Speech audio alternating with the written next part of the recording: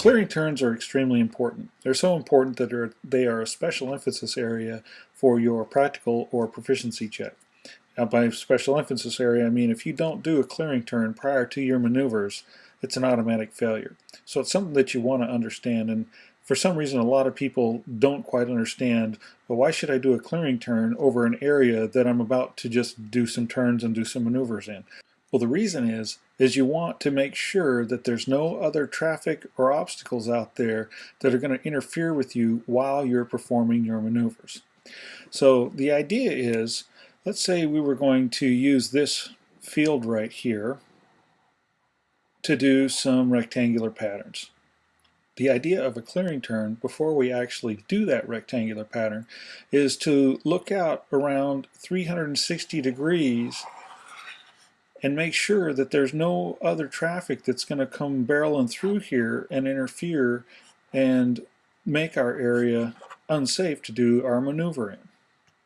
So it's all about collision avoidance and ensuring that you have a proper clear area to perform your maneuvers in. And there's a couple of different ways that a clearing turn can be done. There's no right or wrong answers, but we're going to cover a couple of the most common right here. Now back to our example, we're getting set up to do a rectangular pattern around this field. One technique is to fly towards the field. While you're doing that, you're clearing the area as far right and far left as you can see.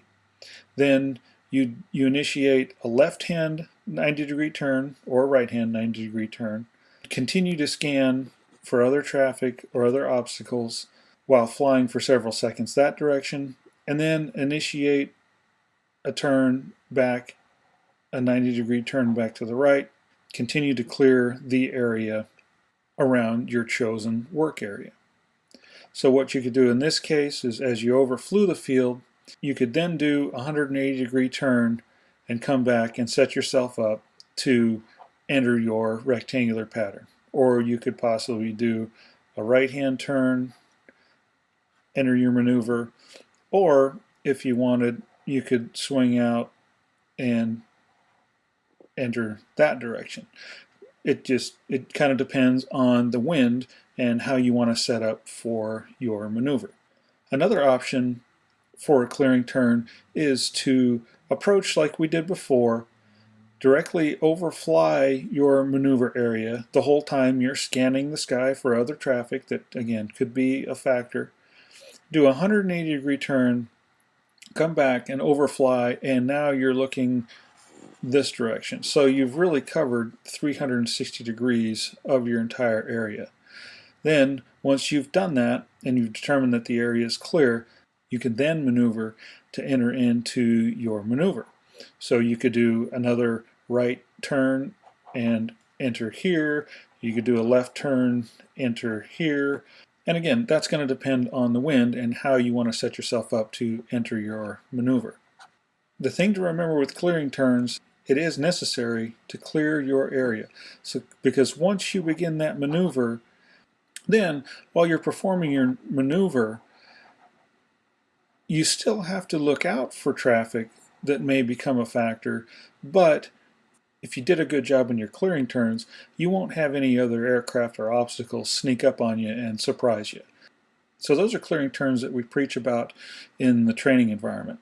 Now, clearing turns is something that actually should be used constantly while you're flying.